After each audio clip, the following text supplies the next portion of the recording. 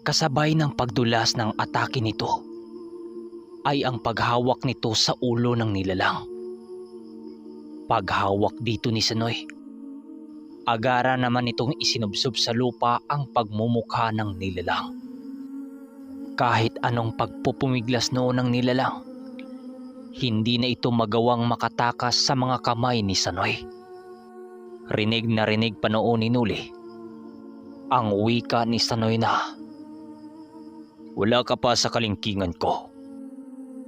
Huwag mong ipamukha sa akin na madadaig mo ko dahil sa triple ang sukat mo at malaki ang katawan mo.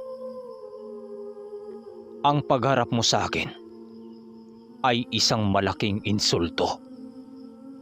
Hayaan mong gabayan na kita pabalik sa pinanggalingan mong apoy na naglalagablab." Nang marinig ito ni Nuli, halos damang-dama niya ang tibok ng puso niya. Hindi lang pisikal na katawan ni Nuli ang nakaramdam ng pagkamangha, bagkus ang maging espiritual din niyang anyo. Pinili niyang wag na munang sabihin kay Manong Duming at sa kanilang pangkat ang mga sinabi ni Sanoy. Matapos nitong makapagwika, kitang-kita nilang dinukot nito ang espiritu ng nilalang na yon at sinunog sa kanilang harapan. Kitang-kita nila Nuli ang pagkasunog ng kaluluwang dinukot nito sa anyong nilalang na yon. Matapos ang pangyayaring yon, dahan-dahang tumingin ang nagngangalang Sanoy sa kinaroroonan nila Manong Duming at ng pangkat nito. Nang makatingin na si Sanoy sa kinaroroonan nila, pinili din ni Nuling makititigan dito. Habang nakatingin ito sa kanya, parang mismong kaluluwa na nito ang sumilay sa kanyang katawan. Nang masipat nila Tonyo na tapos na ang labanan, hinayaan na lamang nila Manong Duming sila Tonyo ang tumungo sa kinaroroonan ni Sanoy upang makausap ito. Kasabay ng pagbalik nila Tonyo ay ang paglaho naman sa presensya ni Sanoy sa paligid. Ayon sa kanila Tonyo, ang tanging narinig na lamang nilang pag-usap ni Sanoy ay, "Bumalik na kayo kay Ermitanyong Duming. Sabihin nyo, kapag narating nyo na ang tinago, marami kayong makakalaban sa lugar na yon. At isa sa matinding makaharap nyo ay ang grupo ng mga patay na bumabangon. Yang antingirong nakasama nyong maraming kakayahan. Sabihin niyang huwag ka mo siyang magamba sa akin. Wala naman akong gagawin sa kanya. Gusto ko sanang subukin niyang kakaya niya pero mukhang mas magiging pagod kayo sa inyong paglalakbay ngayon. Kaya sa susunod na lang at aalis na ako." Habang nagsalita noon si Sanoy, meron itong hawak-hawak na nilalang sa kanyang kamay. Sa bawat pagbigkas nito ng mga dasal, pahigpit ng pahigpit naman ang paghawak dito ni Sanoy, na hindi naglaon ay tuluyan ding nawala ng buhay ang nilalang na hawak nito. Kasabay ng pagkamatay ng nilalang ay ang pagtapon dito ni Sanoy sa damuhan, na para bang isa itong basurang hindi na mapapakinabangan. Matapos itong masilayan nila Tonyo, biglang itinaas ng engkantong kalabaw na kasama nito ang kabila nitong mga paa nang siyang nagbukas sa lagusan ng kanilang nasilayan. Agaran ding pumasok si Sanoy sa lagusang yon, na halos walang kaidi-idiya sila Tonyo kung saan ito tumungo. Nang marinig ito ng ermitanyo, tumawa lang naman ito at nagwika ng, "Yung kamag-aral ko talaga na yun, oh. kahit kailan talaga. Hindi nagpapapabaya sa mga kasama niya. Narinig niyo yan? Maghanda na kayo para sa mga bangkay na bumabangon. Sila ang mga amaranhig na ating makakaharap. Mabuti naman dahil marami pa tayong gagawin at hindi pumasok sa kukuti ni Sanoy na magduelo kayo, Nole. Kaya nga Manong pero hindi ko pa nasilayan ang mga maranhig. At saka hindi ko pa sila nasubukang labanan. Alam mo naman, walang ganon sa atin yan, Manong. Sagot naman ni Nuli. Huwag kang mag-alala, Nuli. Pagdating natin doon, masusubukan mo ang abilidad ng mga maranhig. At isa pa, marami ka palang alam na hindi pa ibinulgar. Singit naman ni Tonyo. Nang marinig ito ng iba nilang mga kasama, sumang-ayon din ito sa kanilang plano. Dahil sa mga sinasabi ng kaibigan ni Nuli, wala na silang nagawa, kundi sundin ang magiging laban nila sa mga nilalang na sa tinagong dagat. Doon na din nabuo sa isipan ni Nuli na bago sila makarating sa mismong lugar, kailangan nilang dumaan sa bayan nito upang maghanap ng pwede nilang pagkakaroona ng salapi para sa pagkain nila.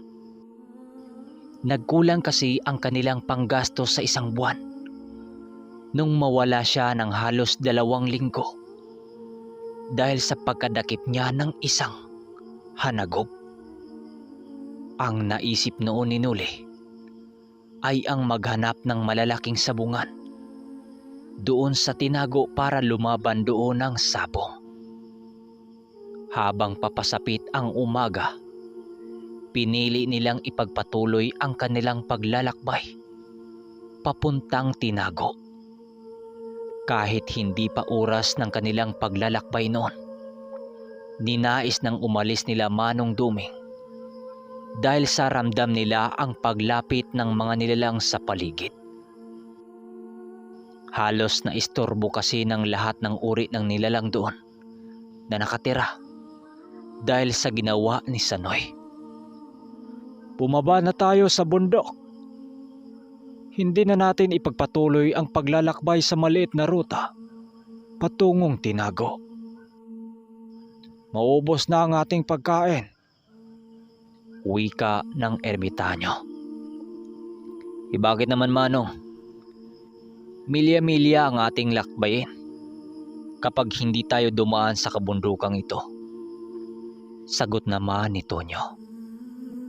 Nang marinig ito ni Manong Duming, pinili nitong sidihan na muna ang kanyang tabako at nagwika ng, Mas magandang milya-milya ang ating lakbayin kisa makipagsapalaran tayo sa kabundukang yan. Hindi ko itataya ang buhay nyo. Marating lamang ang pamamahay ni Huro. Wala namang problema kung lalakbayin natin ang kabundukang marating lamang ang tinago. Marami pa tayong oras. Pero paubos na ang ating pagkain. Sana lang makapaghanap tayo ng paraan. Nang marinig ito ng pangkat ng ermitanyo, napahalakhak silang lahat dahil sa ginawa ni Tonyo. Kinuha ba naman ito ang isang tandang ni Nuli at itinaas habang nagwiwika ng, Ito ang daan natin Manong para mabuhay. Pero mamatay tayong lahat kapag ito ay natalo sa sabungan. Wika nito nang siyang sinabayan nila sa pagtawa. Halos puro tawanan lang ang maririnig mo sa kanilang pangkat habang naglalakbay. na para bang walang problemang darating sa kanilang mga buhay. Pero ang utos talaga ng ermitanyo, sa baba sila duman. Nang marinig ito ng kanilang mga kasama, pinili na lang nilang igalang ang pagpasya nito. Dahil alam rin nila ang kalibre ng isipan ng ermitanyo. Sa mga sinasabi kasi ng ermitanyo, kitang-kita nila ang nais punto nitong ipapahiwatig. Nang makababa na sila ng bundok, doon na nila ipagpatuloy ang kanilang paglalakbay papuntang Tinago. Ang kanilang dinaanan noon, isang makipot na daan na tanging mga kabayo lamang ang makakadaan. Sa pagsapit ng umaga, patuloy pa rin ang paglalakad ng mga kabayo na kanilang sinasakyan. Doon na rin nila naikwento ang mga nangyari noong mga panahong nakikipaglaban si Sanoy sa mga aswang. Halos ang lahat ng mga kasama noon ni Manong Duming hindi maiwasang mamangha sa ipinamalas ni Sanoy. Ermitanyo, yun na ba ho ang napakalakas na kakayanan ni Sanoy? Tanong ng isang antingero. Yun na nga ba? Nako, para sa akin hindi pa. Hindi nyo pa kilala ang abilidad ni Sanoy.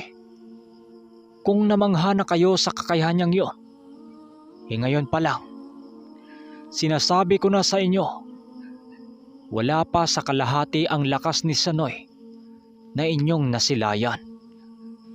Alam nyo ba, minsan ko nang nakitang tumungo ang taong yon sa impyerno. Ano, hindi kayo maniniwala, no? Maging ako man, aminadong hindi ko alam ang mga usal na ginagamit ni Sanoy sa pagtawag ng lagusan patungong impyerno.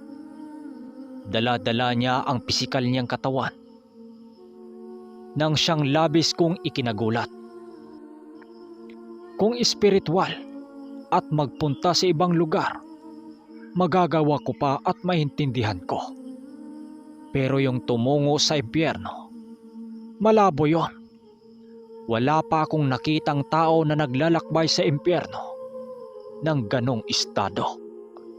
Ilang linggo lang noon ang lumipas, bumalik si Sanoy sa pamamahay ni Castancio na may hawak-hawak na sungay ng demonyo na may kasamang ulo nito.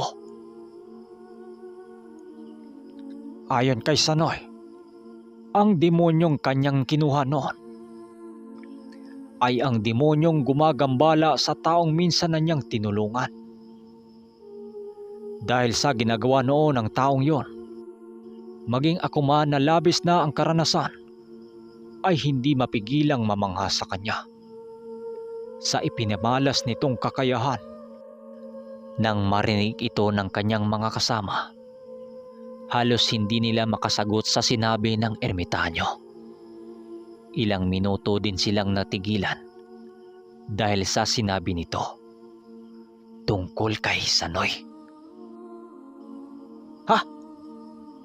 Nakapaglakbay si Sanoy sa impyerno? Paanong nangyari yun?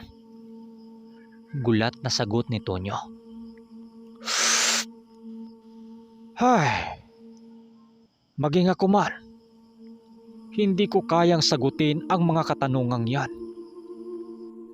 Maaaring malalim lang talaga ang aral ni Sanoy. Kaya nakakaya niyang gawin ang iniisip nating imposible.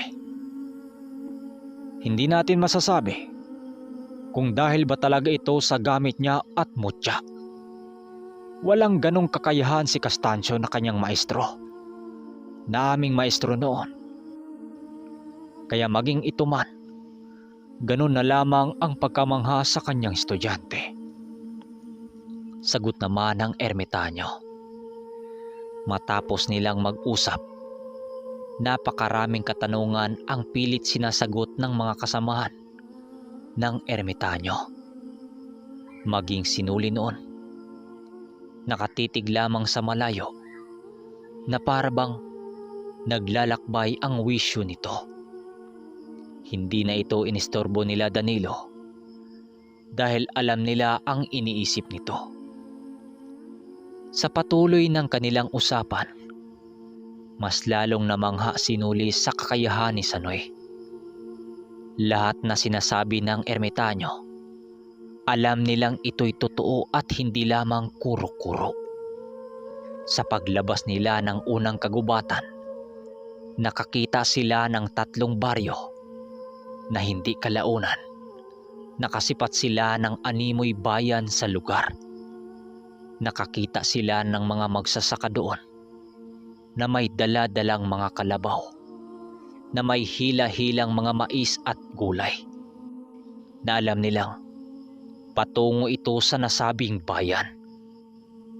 Dahil sa mga nakita nila Nuli at Karding, pumitik yung mga tenga nila dahil alam nilang may madadaanan silang sabungan sa lugar.